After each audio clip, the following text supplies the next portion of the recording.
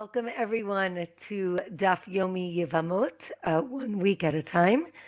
Excuse me. This is our 12th lesson in this Masechet, and today we're actually going to be finishing the 8th chapter. We're going to be reviewing Daf 79 through 85, and just want to wish everyone a Chodesh Tov. Today is or was Rosh Chodesh for those in Israel, and still is Rosh Chodesh for those in the States. So wishing everyone a Chodesh Tov. Last week we finished on Daf 79. We started the beginning speaking about David and how the Givonim, the people from the area of Givon, they had asked to basically kill some of the descendants of Shaul, the king Shaul, and we were left in suspense what was going to happen. And the Gemara explains that David tested all of Shaul's descendants in front of the ark to determine who to give to the Givonim, and he ends up giving 7 sons seven descendants of Shaul to the Givonim. The Gemara tells us that he did not give the grandson. He didn't give the son of Yonatan, which is the grandson of Shaul, Mephibosheth. Again, probably because of his close relationship with Yonatan. And these descendants are given over to the Givonim, and they hang all of these people. And in order to teach a lesson, again, Shaul caused the death of many Givonim. Therefore, they felt that this was, punishment for that.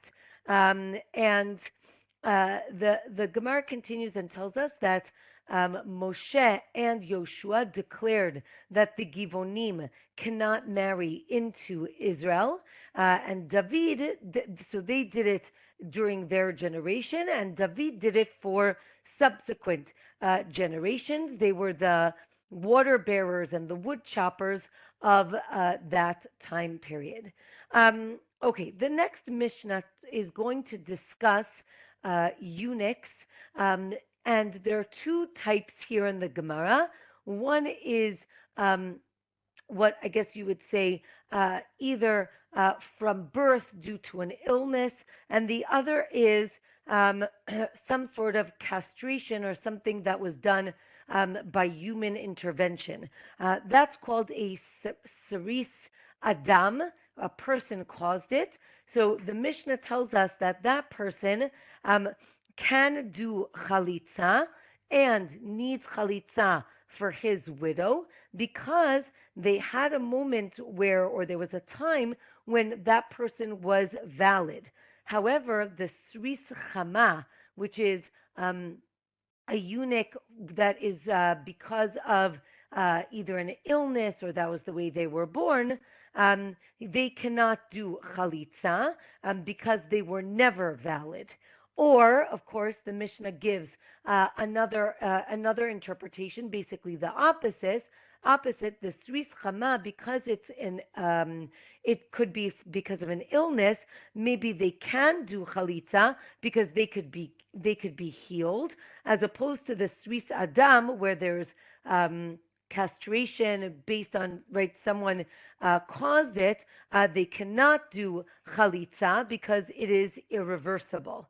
And the Mishnah describes that an incident occurred, and it actually proved the first opinion. So the Mishnah continues that the saris, the eunuch, doesn't do Chalitza or Yibum, and an Ilonit, if you remember, the Ilonit was a woman a girl who does not go through puberty, even past the age of 20, and therefore she does not do Yibum or Chalitza. If the saris does do Chalitza, then she isn't invalid to marry a Kohen because he wasn't supposed to do it, it does not invalidate her. But if he has relations with her, meaning if he does Yibum with her, then she is invalid. And the same thing with the Ilonit.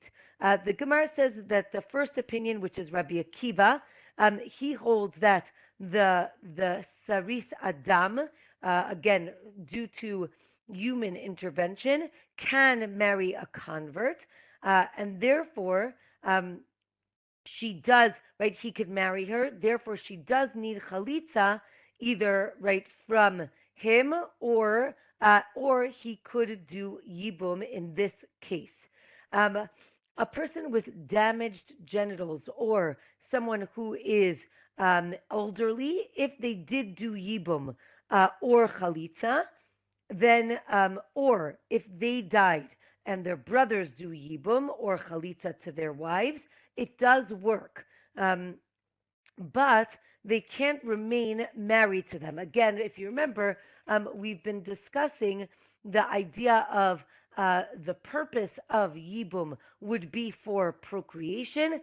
These people cannot have children, therefore, they cannot remain married to the widow. Daf 80 tells us that the Saris Chama, again, because of some sort of illness, someone who, right, this is someone who is never able to have children, and the Gemara says that you can check, right, when the child is born, and then you can check again later on when the person reaches adulthood, and that would confirm that he is a Saris Chama. Beit Hillel says that a male at 20 years old with no signs of puberty cannot do chalitza, and for females it's the same thing.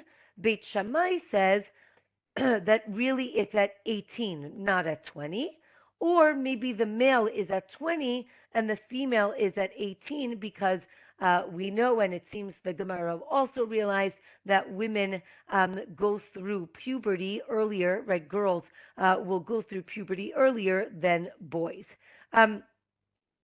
What if, again, we know that a person or child becomes an adult either at age 12 or 13.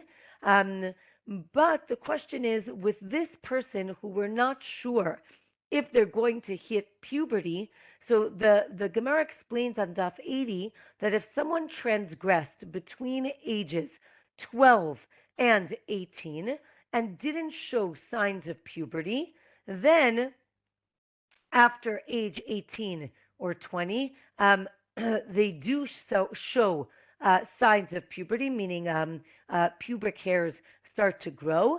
Then the person is still considered, let's say it's a girl, so Rav says that she's still considered an Ilonit, and meaning someone who is not going to mature sexually, and therefore retroactively from age 12, she becomes liable for her actions, meaning she's seen as an adult already at 12, even though there were no signs of puberty. Shmuel says, no, we don't go retroactively. Till age 20, we still, or 18, she's still seen as a minor. The Gemara says that an Ilonit goes from being a minor to an adult. If you remember, in previous classes, we've discussed that a regular girl who's going through a regular maturing process, at age 12, she becomes what's called a ne'ara. I guess we could say a maiden, and then at 12 and a half, she becomes an adult, a bogeret. Here, the Ilonit only goes from a ktana, a minor, to a bogeret. She doesn't have that middle stage.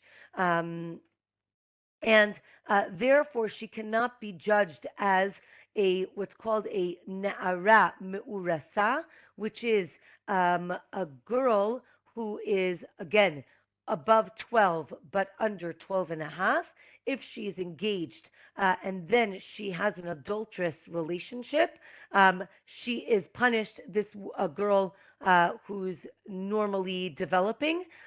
If the girl is an Ilonite, she's not in this category because she cannot be a Ne'ara. She cannot be this young maiden. Um, the Gemara now talks about a baby born in the eighth month. We have seen this before that according to the Gemara, a baby born in the eighth month is not viable. However, if the baby does develop healthy signs, then we say that the baby will be viable.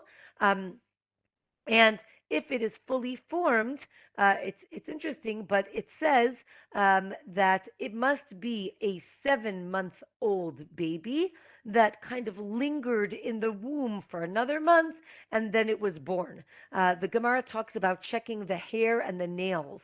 And if the hair and the nails are formed, then this is a fully formed baby. If they are unformed, then the child might not be viable. Back to the Saris Chama. This is the eunuch who, for again, an illness or some sort of, again, non-human intervention. So the Gemara explains what this means. This person doesn't have any signs of puberty by age 20, no beard, smooth skin, a high voice. Right, the ideas here, I guess, right, medically we would say less testosterone and therefore not going through the puberty process. An Ilonite, the female counterpart, also no signs of puberty by age 20, no breast forms, right, painful relations, a deeper voice. You can't tell that she's a woman. And that would be an Ilonite. The question the Gemara raises is, do they need all of these characteristics? Is it okay if they just have one of these characteristics? And as we mentioned before, the Ilonite and the Saris Chama can't do Chalitza or Yibum. And the Shomeret Yavam, the woman who is waiting to do Yibum, if she has relations with someone else, meaning not the Yavam, not the brother, she is now forbidden to the Yavam. The next Mishnah on Daf 81 tells us that if a Kohen, right, if a priest is a Saris Chama, again, illness, a eunuch who is due to illness, who married a Jewish woman who's a Yisrael, meaning not from the priests and not from the Levites, then she can eat truma. If you remember, the priest, the Kohen, is allowed to eat truma. That's the gift that we give him. And he can feed his family, his wife, his children, his slaves. He can feed them truma. So the Gemara tells us that this Sris Chama, if he's a Kohen, can feed his wife, meaning his wife can eat truma. An androgynous, again, androgynous is a person who right, again, has again, we'll see we have the androgynous and the tumtum. The androgynous is where we have unspecified genitals. Sorry, the androgynous is the one who okay, we'll see in a second. The androgynous who married a Bat Yisrael, again, a Jewish girl. Again, if the androgynous is a Kohen, she can eat truma. We're going to explain all of this in the Gemara. And the tumtum, whose genitals were exposed, cannot do chalitza. Again, the tumtum has unspecified genitals. We're not sure if the tumtum is male or female, but let's say we do find out that the tumtum is male. He still cannot do chalitza because we assume that he is sterile, that he is a eunuch. But the androgynous can marry a woman, not a man. And we'll talk about this in a minute. So the Gemara tells us you might think that, again, remember we said in the beginning of the Mishnah, the Sris Chama, who married the Jewish woman, you might think that he needs to have children to make her able to eat truma, and that seems to not be the case. The androgynous, she can eat truma, and the meat that is also a priestly gift, then we see that there's actually a difference of opinion for the chazeh v'shok, that's the meat that's given to the priests, if that is okay for her to eat or not.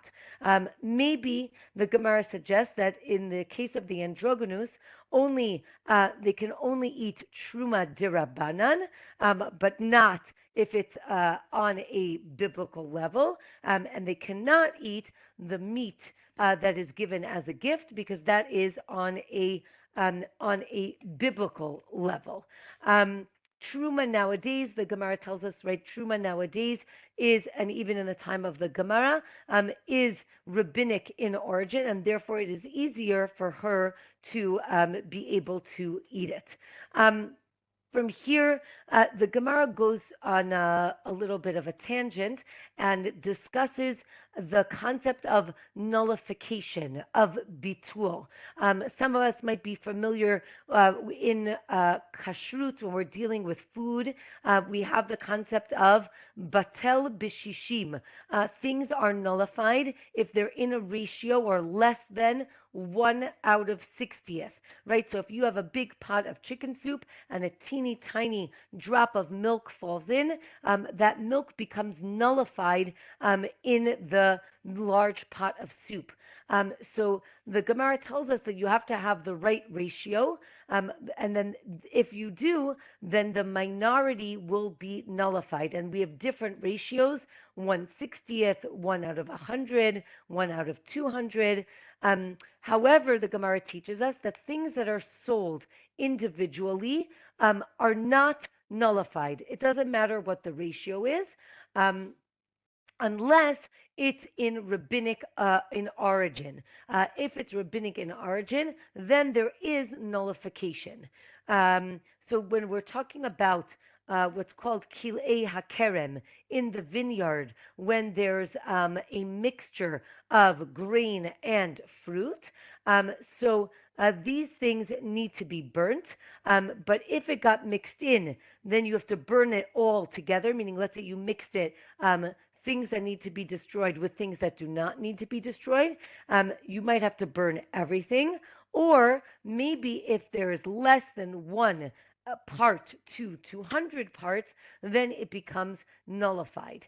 The Gemara mentions 7 things that are never batel, they're never nullified because they are seen as very important. And the Gemara continues and talks about meat of sacrificial meat that became impure. If it gets mixed in with 100 pieces of pure sacrificial meat, so then, right, or if it's, again, if we're talking about the lechem hapanim, the showbread, also with 100 pieces of pure bread, so then maybe it does become nullified, because again it's 1/100, or maybe not. It is never nullified. The Gemara continues and talks about what about pure sacrificial meat with regular meat, meaning not sacrificial meat. Then that is not. It cannot be nullified. But maybe if it got dissolved into it, maybe it would be nullified. The Gemara goes back to the original case of the sacrificial meat with the pure and the impure sacrificial meat. The Gemara says maybe the case is discussing whether it kind of like fell apart, kind of got dissolved. Then it could be nullified. But if it didn't get dissolved, it cannot be nullified. Daf 82 tells us that the first case that we mentioned is only talking about impurity on a rabbinic level, whereas the second case, when it discusses the pure sacrificial meat mixed in with regular meat, that is speaking of biblical impurity, and that's why it does not become does not become nullified. Or maybe the difference between the two cases is that the first case is just a negative commandment, whereas the second case, we have the very severe punishment of karet. And the Gemara says, no, it doesn't matter if what the punishment is, that's not going to determine if it's nullified or not. The Gemara says that there's certain things, as we mentioned, that are never nullified, and maybe that's what we're talking about in the second case, and that is why it does not become nullified. From here, we have a case, we actually saw this before, not recently, but it's going to discuss truma that is on a rabbinic level or not. So the case is that you have two boxes. One is regular food. The second one is truma. And now you have two piles of grain in front of each box. And then each one falls into one of the boxes. And we say, right, one pile is mundane, is regular, and the other pile is truma. So we can say, we assume that the truma grain fell into the truma box, and that the regular grain fell into the regular box of grain. And therefore, you can eat everything that's in the box. The Gemara says it's actually a machloket if we need to have maybe more mundane, more chulin, as opposed to truma. But according to Rabbanan, you might need to have a majority of regular food as opposed to truma. But here we see that you can just assume that the right thing fell into the right box. From here, the Gemara discusses the conquering of Israel, and it tells us that that Israel, Eretz Israel, the land of Israel, required two conquerings. One in the time of Joshua, and the second in the time of what's called Shivat Zion, when they returned from the exile in Babylonia, in Bavel. When they came back, they needed to reconquer the land. But after the destruction of the second temple, the sanctity of the land stays forever. And therefore, right, one might have thought, again, we said on the last daf, that truma after the destruction of the temple would be biblical in origin. Here the Gemara seems to say that truma even nowadays is biblical in origin because the sanctity of the land always remained even after the destruction of the second temple. We have another case of bitul, of nullification, with a mikvah. We know that a mikvah needs to have 40 cubits of water, 40 se'ah of water. What happens if it has exactly 40? In general, that is not the case. We usually have much bigger mikvahs, but let's say it has exactly 40 se'ah. What if you put into it non-rainwater? Again, this is water that is not okay for the mikvah, but let's say you put in a little bit, and then we assume that it becomes nullified, and then you take out a little bit, and now you're back to exactly 40. The Gemara tells us that we are, it's still valid. It's still a valid mikvah. Again, because of bitul, because of nullification, right? It only works here because most of the mikvah is still rainwater.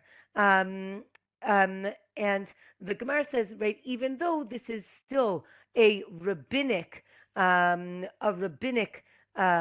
case, there still is this issue of nullification.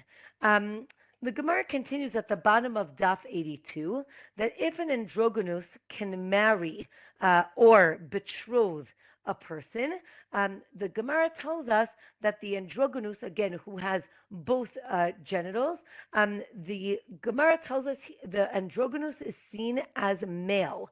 Another option is maybe this person is safek, meaning we're unsure if this person is male or female. It seems that our Gemara is saying that the androgynous is treated according to Jewish law as male. Daf 83 tells us another option is that the androgynous is seen as its own human being, right? Not male, not female, but its own classification, right? Neither male nor female. And then the Gemara asks, what do we follow? Do we follow this Braita, this source, or do we follow our Mishnah, which seems to say that the person is considered male? And the Gemara seems to say on Daf 83 that the law is that we consider the androgynous as its own category, right? Neither male nor female, and not maybe one or the other, rather its own category. Okay, from here, we're going to talk a little bit about Shemitah. And the Gemara tells us that you cannot plant a tree within 30 days of Rosh Hashanah, of the new year, of a Shemitah year. The idea is that we don't want it growing or putting in roots, the initial roots, close to the new year, because then it will be seen as planting during the new year. The Gemara says also we cannot graft or anything that will cause new growth. And if if a person does do it, they need to uproot it. And it seems to imply that it takes up to 30 days for these plants to take roots. Another option is that it only takes 3 days to take root, or maybe 2 weeks. And here we have the concept of adding to Shemitah. As we mentioned, you're not going to do things within a month of Shemitah. But here the Gemara says we're actually going to add another 30 days to either one of the opinions that we just mentioned. So you add 30 days to the 30, the 3 days, or the 2 weeks, because again, with anything that we want to show that this is something that we really love doing, we add a little bit, right? There's a concept of Tosefet Shabbat, that you take on Shabbat a few minutes before actual candlelighting time as a what's called Hidur Mitzvah, as making this mitzvah so much more special. The same thing with Shemitah. We also have the same idea of adding to the Shemitah experience.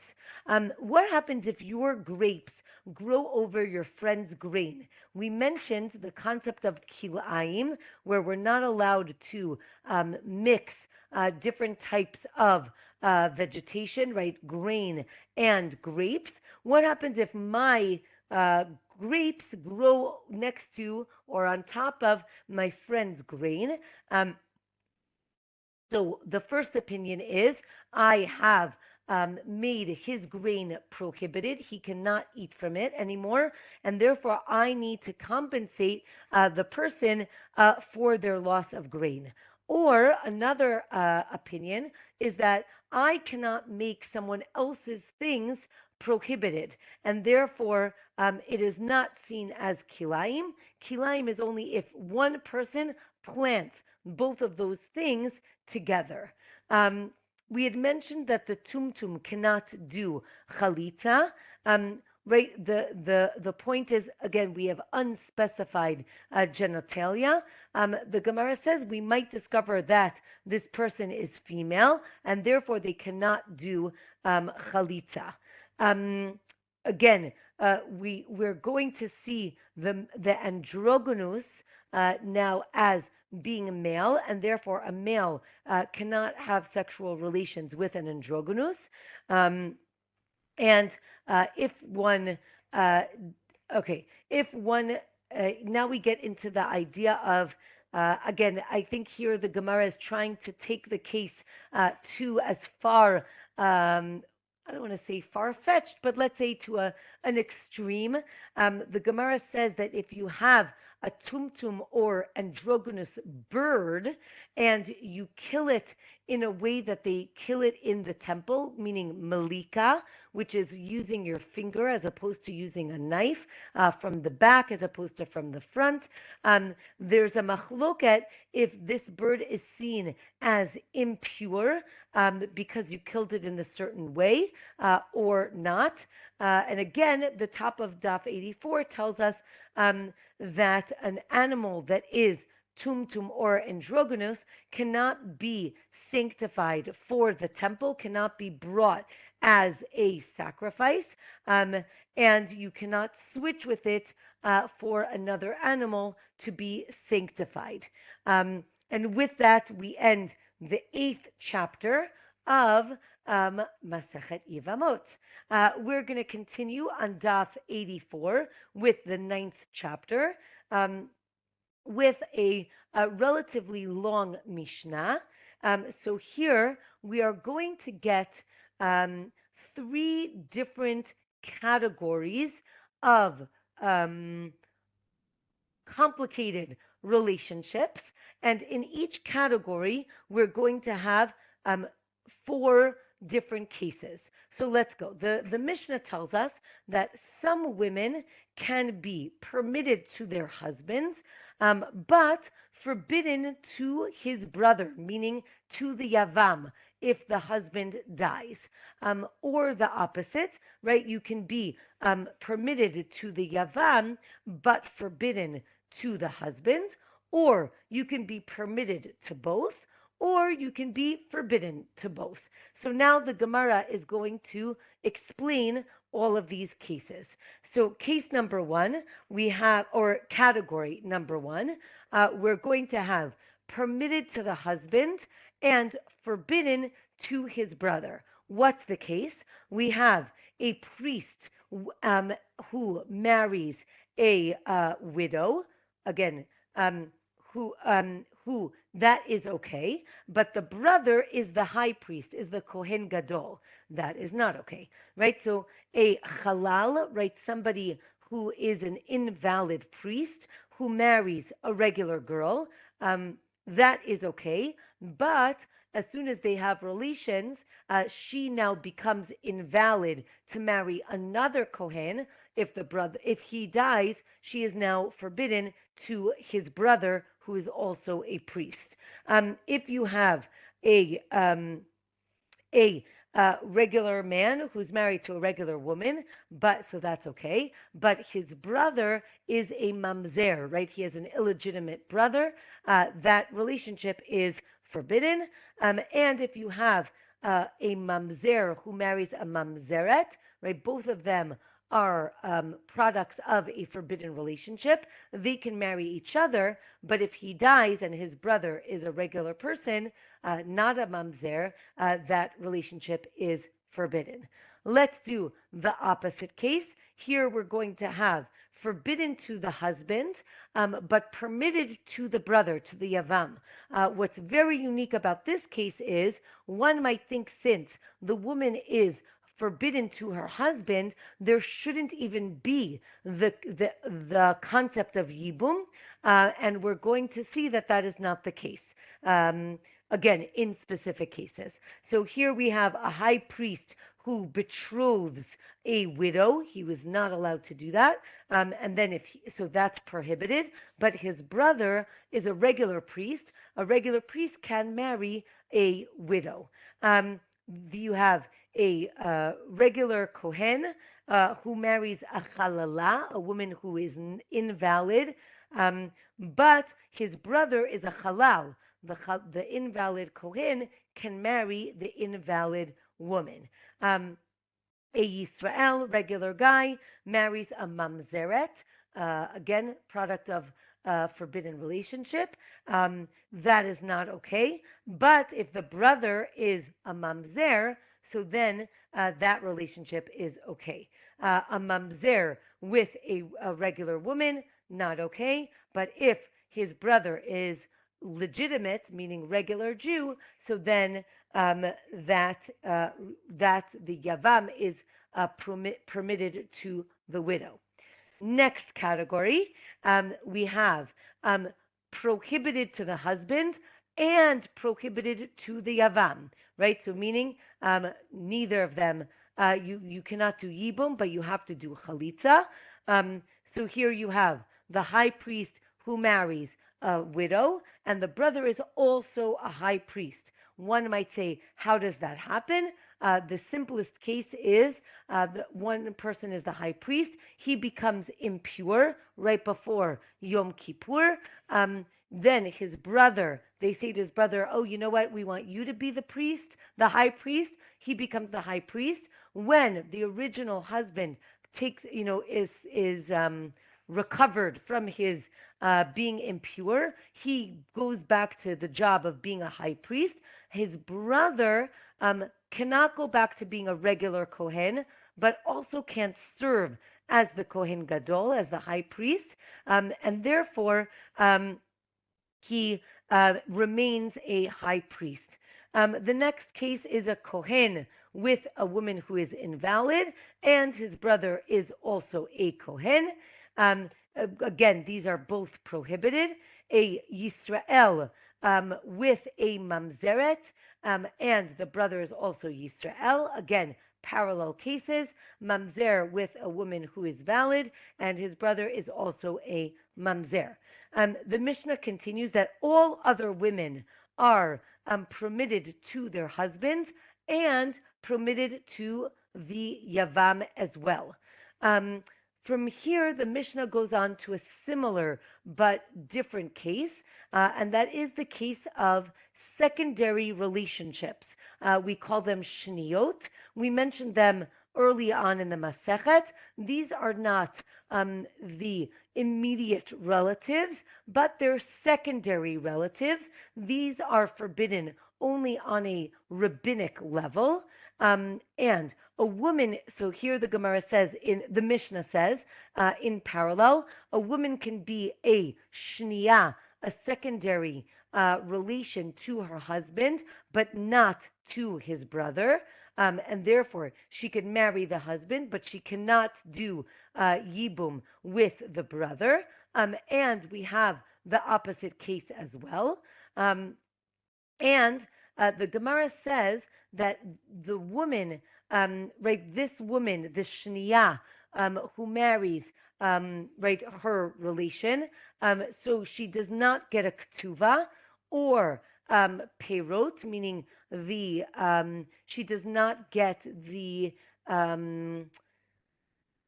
fruits, basically, either literally or figuratively, of her property that she brought into the relationship. She does not need to be supported by her husband. Don't get upset. We're going to explain all of these things. And she can't take old clothing from the relationship. All of these things are done to prevent a woman from marrying her second degree relation. Again, it is forbidden rabbinically, and therefore we want to prevent her from getting into this relationship in the first place. But the Mishnah tells us her child is kasher, meaning completely valid, completely legitimate. But we do force them to get divorced. Again, they're not supposed to be married. However, if we have a case of a relationship that is forbidden on a biblical level, like the high priest, the Kohen Gadol, to a widow, those women do get a ketuvah. Again, we're going to explain, and we'll see why in a minute. The Gemara tells us that let's go back to the beginning of the Mishnah. All the cases of the Mishnah are a positive commandment of doing Yibum that comes up against a negative commandment, meaning a negative prohibition from marrying these people, and it is not. It does not the commandment of doing Yibum does not override the negative, the prohibition of this relationship. Therefore, they should not do Yibum in that case. One scenario was that the high priest marries a widow, and that situation has to be in marriage because it needs to make her a halala. Right when they get married, it invalidates her from being able to marry his brother, who is a Kohen. The middle case, however, we mentioned only that they were betrothed. So the Gemara asks, why is it that she's only betrothed and not married? Because if they're only betrothed, then she is permitted to marry his brother, who is a Kohen. But if they would have gotten married, she would not be allowed to marry him. The Gemara constructs a case, and this is just, I think it's just fascinating in terms of how the Gemara logic works. The Gemara asks, why do we have all these complicated cases? I can give you one case that will have all these four permutations. What's the case? We have, we did this last week, we have an Egyptian convert who's a second generation Egyptian convert. We know that he's not seen as Jewish, but his child will be. And the Gemara says that if this second generation convert, again, Egyptian convert, again, it's important for me just to remind you, we're not talking about a person who was born in Egypt nowadays. That person, if that person wants to convert, they can convert. That's not what we're talking about. We're talking about from, again, the time of the Mishnah and beforehand, the Egyptians from the nation of Egypt who enslaved the Jewish people, those are the people that we're talking about. So now, if this second generation Egyptian marries two women, one who is a first generation Egyptian convert, and the other is a second generation Egyptian convert, and each of them has a son, then, right, one of them is actually full-fledged Jew, the one who had the mother who is second generation. The other one is seen only as second generation and not Jewish. So one son is permitted to marry a Jew, and the other one is only permitted to marry an Egyptian convert. And if, right, again, you switch it so you can construct all of these cases, the Gemara tells us that this case was left out of our Mishnah. You're right, we can construct this case, but it was left out of our Mishnah. Our Mishnah was, long enough. Rabbi Yehuda Nasi did not feel he needed to add more to this Mishnah. So too, the case of a man who has a genital injury, that case is also left out of our Mishnah.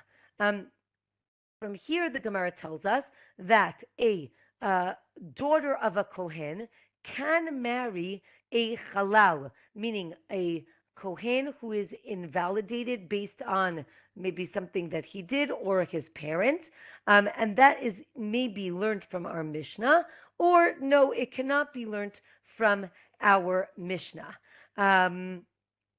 The Gemara from now talks about, are men and women equally commanded or prohibited from the same things?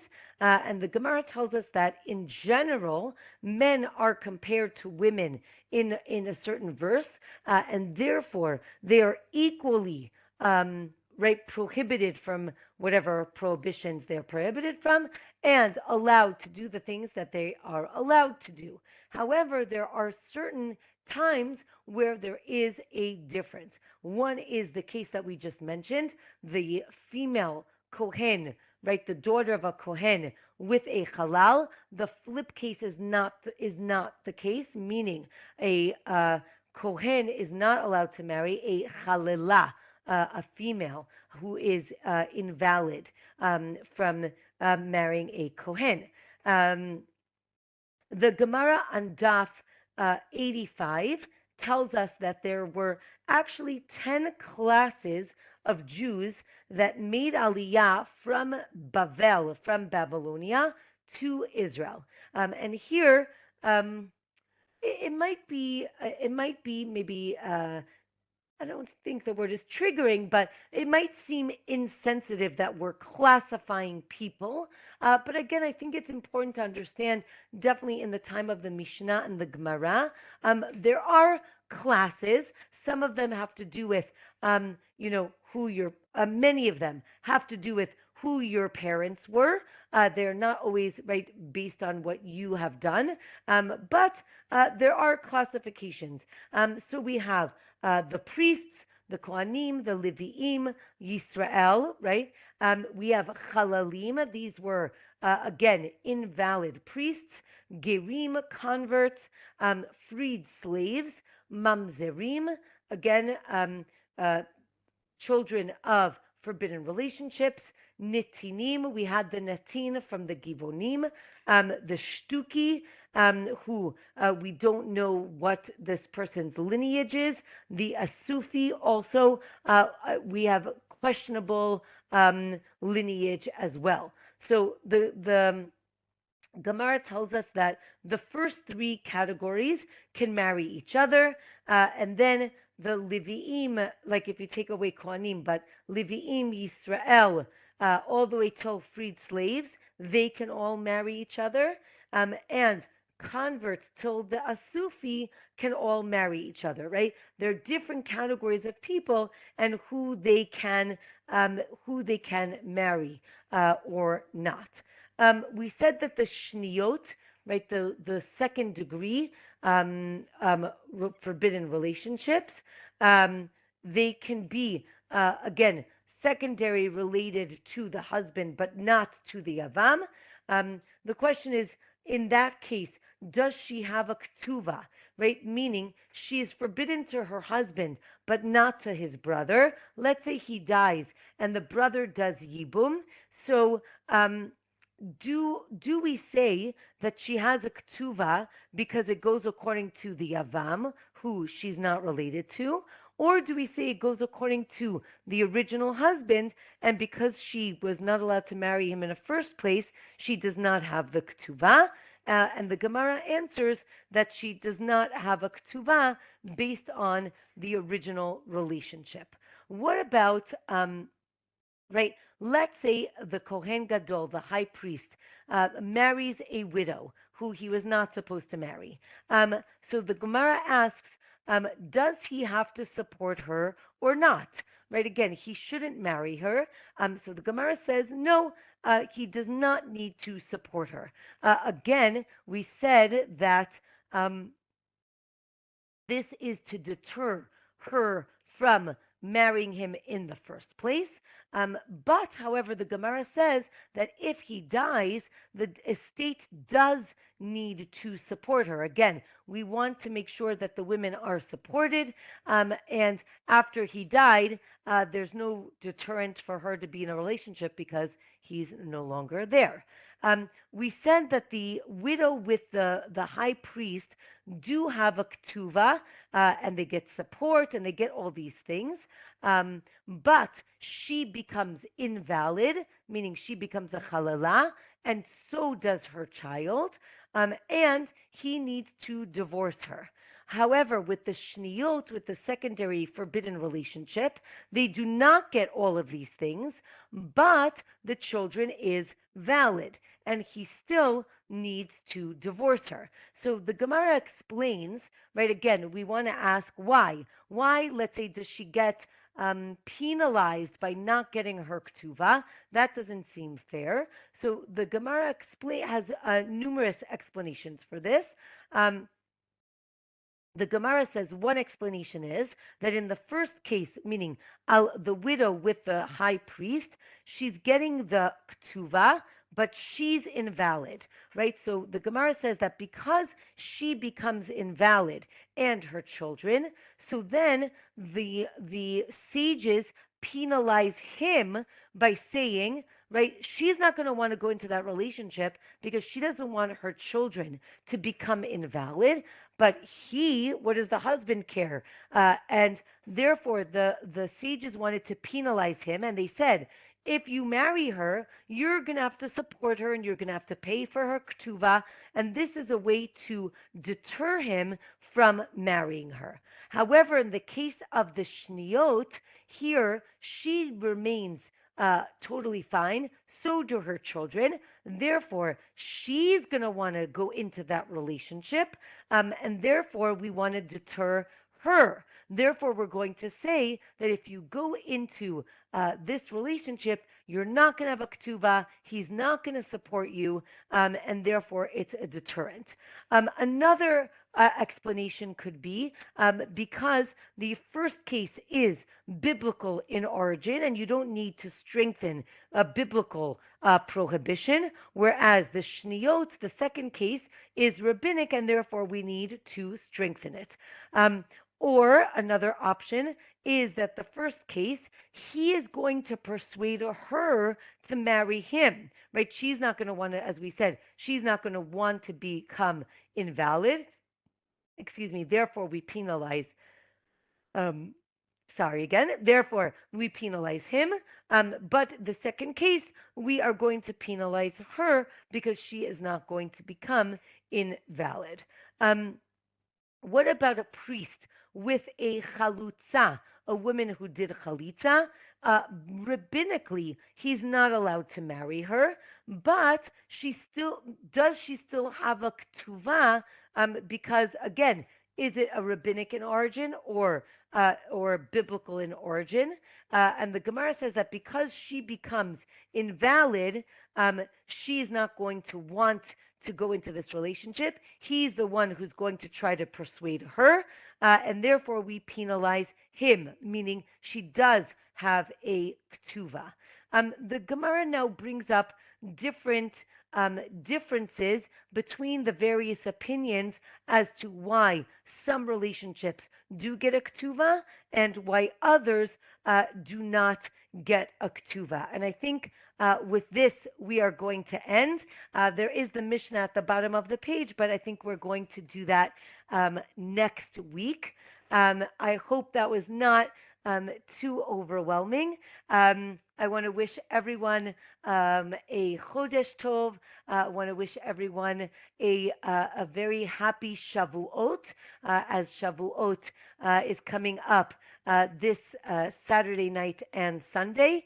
And then I guess also Sunday night into Monday, but we will have regular Monday night class.